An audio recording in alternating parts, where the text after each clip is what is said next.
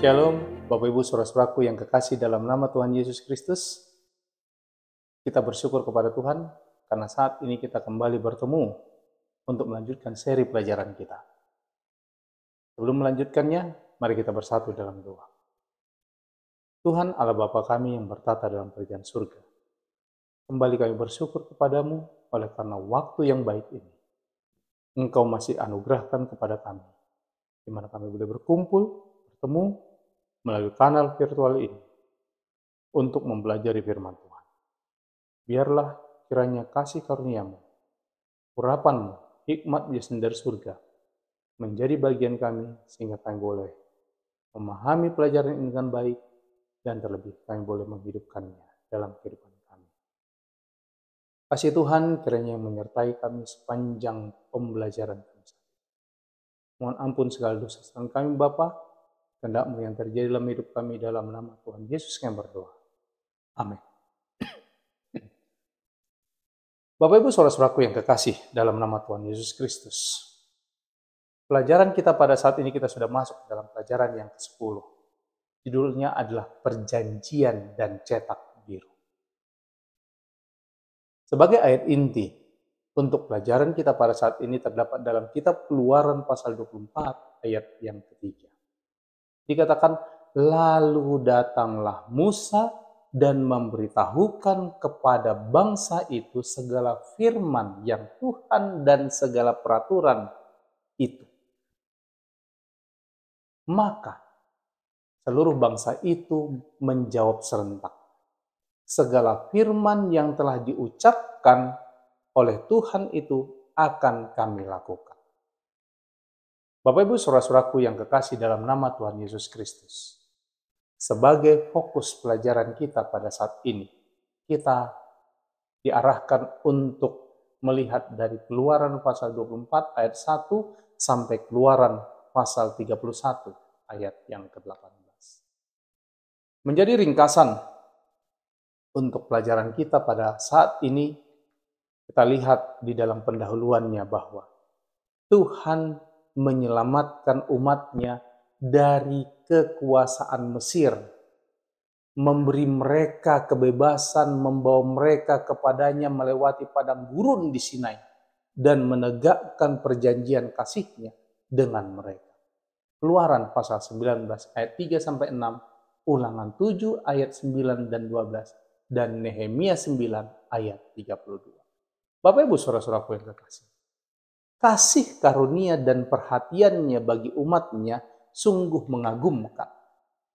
Dalam sebuah pertunjukan kemuliaannya yang penuh kuasa di Sinai, Bapak Ibu sekalian, Dia mengucapkan 10 janji, yaitu pemberian hukum, disampaikan dalam Keluaran pasal 20. Dan menjelaskannya secara lebih rinci hukum perjanjian, yaitu Keluaran 20 ayat 22 sampai 23, pasal 23 ayat 19. Bapak Ibu sekalian, sekarang Tuhan mengukuhkan perjanjian ini dengan Israel melalui sebuah upacara penting yang berakar pada korban hewan yang merujuk kepada pengorbanan Kristus dan dimeteraikan dengan darah. Bapak Ibu Saudara-saudaraku yang kekasih, sebagai komentar untuk pelajaran kita ini, kita mau lihat bahwa pengukuhan perjanjian sebagai topik yang mau kita bahas pada saat ini. Pengukuhan perjanjian tersebut melibatkan beberapa elemen penting, Bapak Ibu. Yang pertama, penyampaian secara lisan oleh Musa mengenai firman dan hukum Tuhan. Keluaran 24 ayat yang ketiga. Yang kedua, penulisan kitab perjanjian oleh Musa. Keluaran 24 ayat 4 bagian A. Yang ketiga, membangun sebuah mezbah. Keluaran 24 ayat 4 bagian B. Yang keempat, mendirikan 12 pilar batu. Ini melambangkan 12 suku Israel. Keluaran 24 ayat 4 bagian C. Yang kelima, korban bakaran dan korban keselamatan. Keluaran 24 ayat yang kelima. Dan yang keenam, pemercikan separuh darah korban di atas mezbah oleh Musa. Keluaran 24 ayat yang ke-6. Yang ketujuh, pembacaan kitab perjanjian oleh Musa. Keluaran pasal 24 ayat 7 bagian A. Yang kedelapan, tanggapan persetujuan oleh umat. Keluaran 24 ayat 3 dan 7 bagian B. Yang kesembilan, pemercikan separuh lagi darah korban yang sisa oleh Musa kepada orang-orang Israel.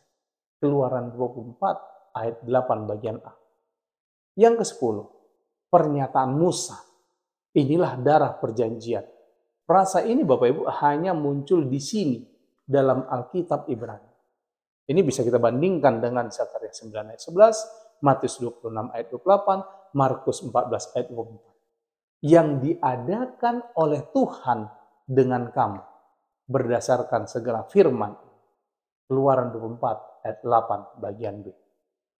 Yang ke-11 Bapak Ibu sekalian, jamuan perjanjian bersama 74 pemuka Israel di Gunung Sinai. Keluaran 24 ayat 9 sampai 11. Bapak Ibu Saudara-saudara, dalam konteks perjanjian ini, umat Allah 3 kali menanggapi firman Allah yang penuh kasih dengan cara yang sama. Segala yang difirmankan Tuhan akan kami lakukan. Keluaran 19 ayat 8, lihat juga Keluaran 24 ayat 3 dan 7. Apa yang salah dengan janji seperti itu? Yakni kepercayaan diri mereka yang berlebihan, pemahaman mereka yang dangkal tentang kuasa dosa dan sifat dosa mereka sendiri, serta kegagalan mereka untuk mengakui perlunya pertolongan Tuhan. Bapak Ibu Saudara-saudaraku yang kekasih, kenyataan hanya beberapa pekan kemudian, banyak dari mereka menari-nari di sekitar anak lembu emas. Jawaban yang tepat seharusnya adalah dengan pertolongan Tuhan dan melalui kuasa kasih karunia-Nya, kami akan melakukan segala yang difirmankan oleh Tuhan. Bapak Ibu, Yosua, seorang pelayan Musa yang sangat setia, kemudian menjadi pemimpin umat Allah yang luar biasa.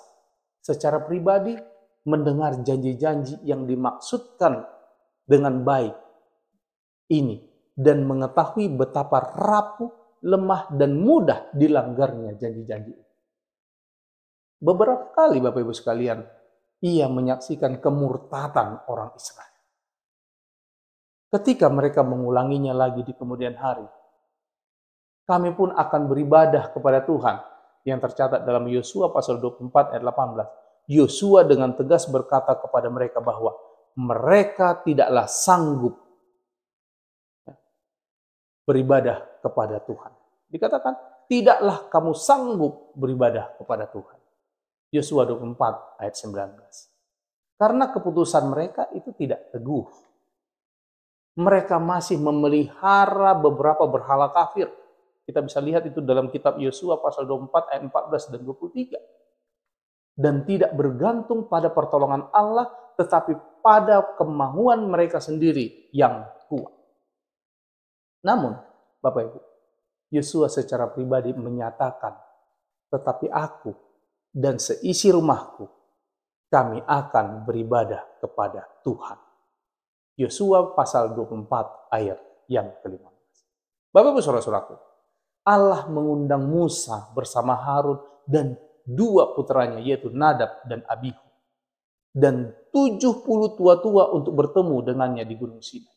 Keluaran 24 ayat 9 dan 10. Melalui kehadirannya yang dekat, Tuhan ingin mengungkapkan lebih lengkap siapa dirinya. Sengaja Bapak Ibu sekalian disebutkan bahwa mereka sedang makan dan minum pada kesempatan itu. Tidak dijelaskan siapa yang menyiapkan jamuan tersebut.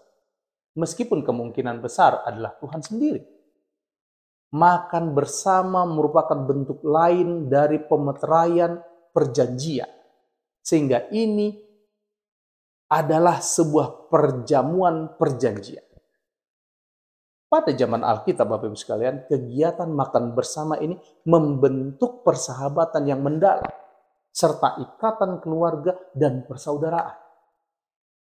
Jika ada yang tidak beres di antara mereka yang makan bersama, itu diampuni. Dan janji diberikan oleh mereka yang berpesta bahwa mereka akan saling mendukung selamanya. Kita bisa lihat itu misalkan dalam perjamuan Yakub dan Laban dalam kitab Kejadian pasal 31 ayat 54. Kita mengalami persekutuan perjanjian yang serupa ketika kita merayakan kehidupan dan kematian Yesus selama perjamuan kudus. Tuhan mengundang orang percaya untuk memiliki hubungan yang dekat dengannya dan satu sama lain dengan makan dan minum bersama, Bapak Ibu sekalian. Mereka yang mengambil bagian dalam upacara peringatan ini membentuk satu keluarga dengan Kristus karena itu mewujudkan dan membuat jadi nyata apa yang telah dilakukannya bagi kita. Perjamuan kudus adalah saat ketika gerejanya ini didirikan kembali dan komunitas iman diperbarui, menunjukkan bahwa Dia adalah Tuhan, Raja, dan sahabat mereka. Bapak Ibu saudara-saudaraku yang kekasih, anggota gereja dipersatukan dengannya dan dengan satu sama lain. Mereka ini disucikan oleh kehadirannya bersama mereka. Ikatan ini dimateraikan oleh kehadiran dan firman. Subtopik yang berikutnya yang mau kita lihat adalah kemah suci. Hampir sepertiga dari kitab Keluaran ini berkaitan dengan kemah suci, yang menunjukkan betapa pentingnya kemah itu, Bapak Ibu sekalian. Kitab Keluaran 25 sampai pasal 31 ini memberikan rancangan yang terperinci, petunjuk tentang desainnya, dan bahkan bahan-bahan yang digunakan.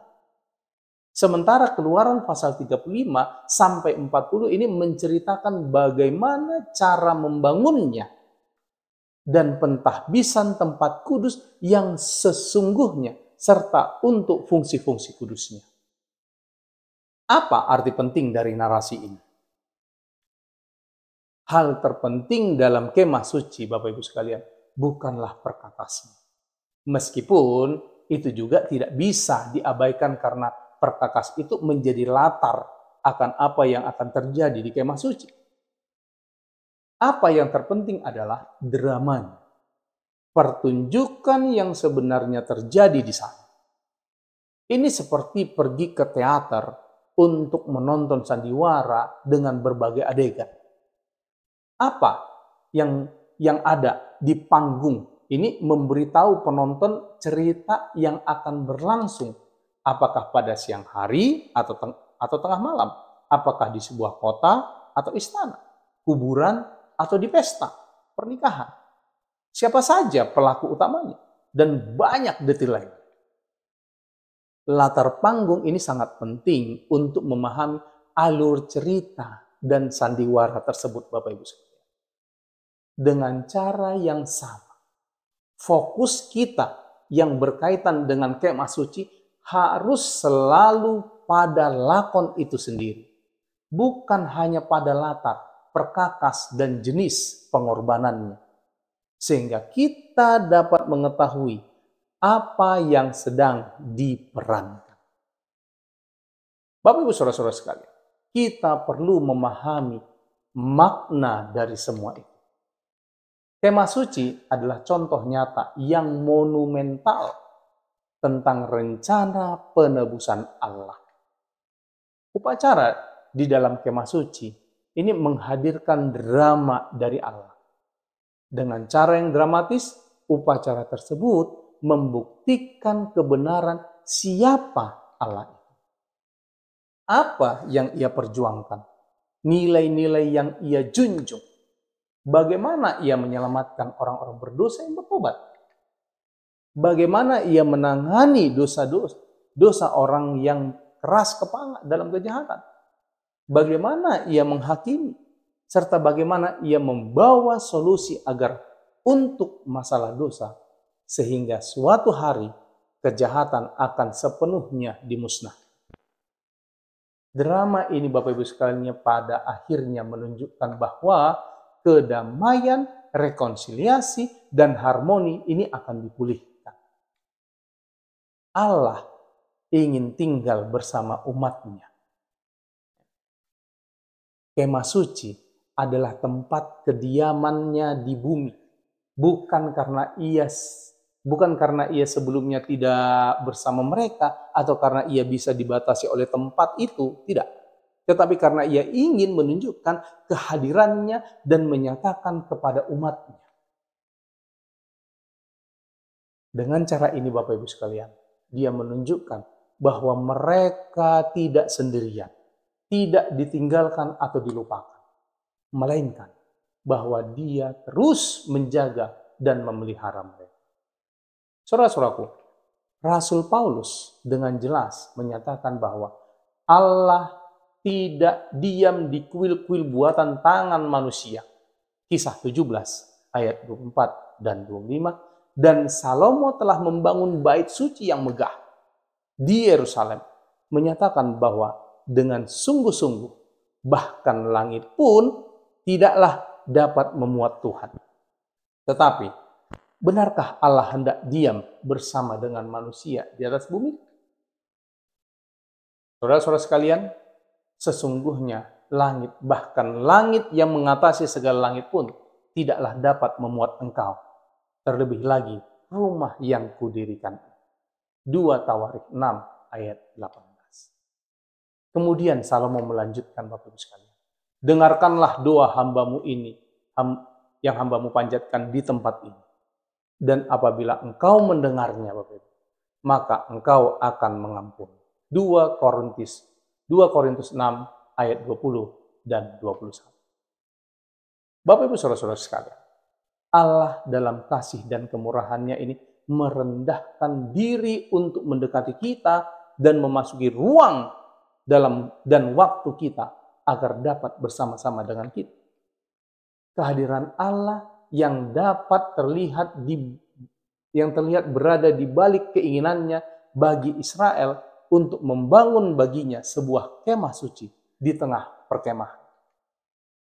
Tuhan menyatakan Bapak Ibu sekalian, mereka harus membuat tempat kudus bagiku, dan aku akan diam di tengah-tengah mereka. Keluaran 25 ayat 8, New International Version. Jangan abaikan kata penghubung dan frasa ini dalam frasa tersebut. Ini kita terjemahan yang baik menggunakan kata dan bukan supaya yang bersifat kausatif. Meskipun itu juga merupakan terjemahan yang tepat Bapak Ibu sekalian. Karena kata dan ini penting secara penafsiran dan teologis. Bapak Ibu saudara-saudaraku, Allah tidak membutuhkan tempat kudus agar dia hadir atau tinggal bersama umat-umatnya. Kehadirannya sudah menyertai mereka sepanjang waktu. Karena tema utama kitab Keluaran adalah kehadiran Tuhan bersama umatnya. Namun, Allah kemudian menggunakan kata depan dalam bahasa Ibrani yang disebut dengan lamed. Supaya atau agar. Dalam Keluaran 29 ayat 46 bagian B. Supaya semua orang memahami dengan jelas bahwa tujuan tempat suci adalah agar dia dapat tinggal lebih dekat dengan umatnya dan menunjukkan kehadirannya yang dapat dilihat. Keluaran 29 ayat 42 sampai 46. Bapak Ibu saudara-saudara sekalian, ketika bait suci Salomo yang megah milik Israel ini dihancurkan oleh Nebukadnezar dan umat Israel dibuang karena ketidaksetiaan mereka yang terdapat dalam kitab Daniel 9 ayat 4 sampai 20, Allah melalui Nabi Yehezkiel meyakinkan umatnya bahwa dia akan menjadi tempat kudus yang sedikit artinya bagi mereka di negeri-negeri di mana mereka ada. Yehezkiel 11 ayat 16. Allah memerintahkan Musa bahwa ia harus membangun tempat kudus menurut model tempat kudus surgawi yang ditunjukkan kepadanya di Gunung Sinai. Keluaran 25 ayat 9 sampai dan 40. Kita bisa lihat juga lebih lanjut pelajaran ini tentang hal ini di bagian komentar dalam pelajaran kita sebelum nanti, pelajaran kita berikutnya di pelajaran yang ke-13.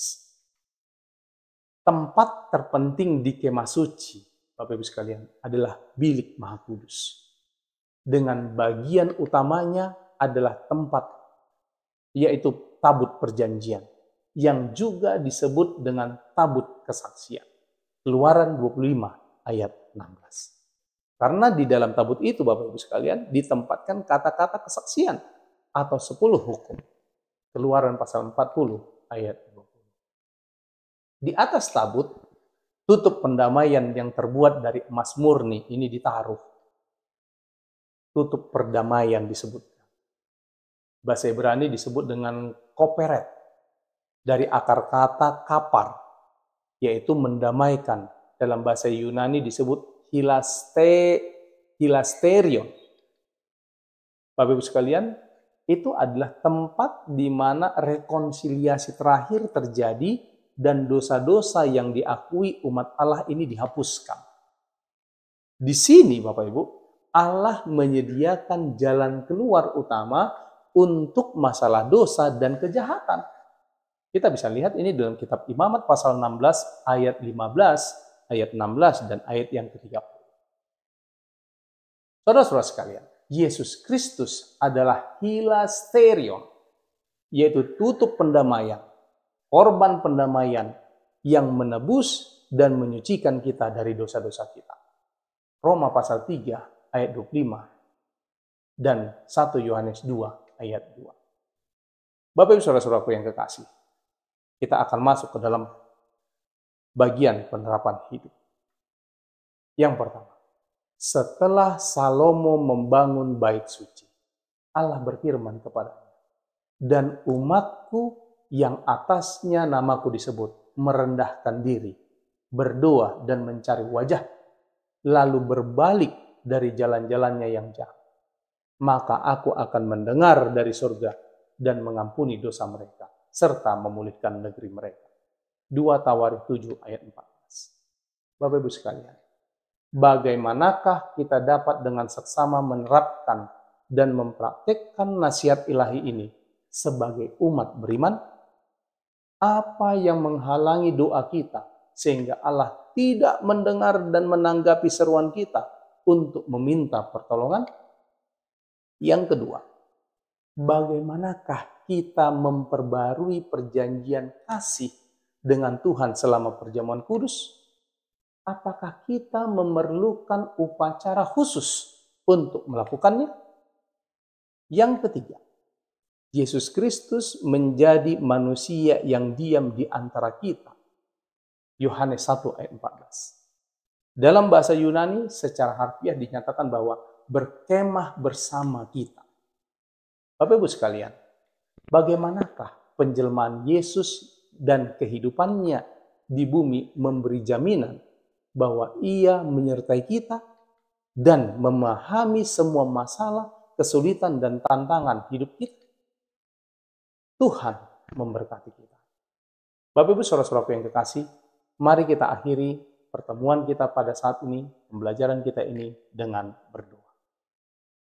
Ya Tuhan yang bertahta dalam kerajaan surga, kembali kami bersyukur kepadamu ya Tuhan, karena Engkau telah memberikan kepada kami pembelajaran yang sangat baik.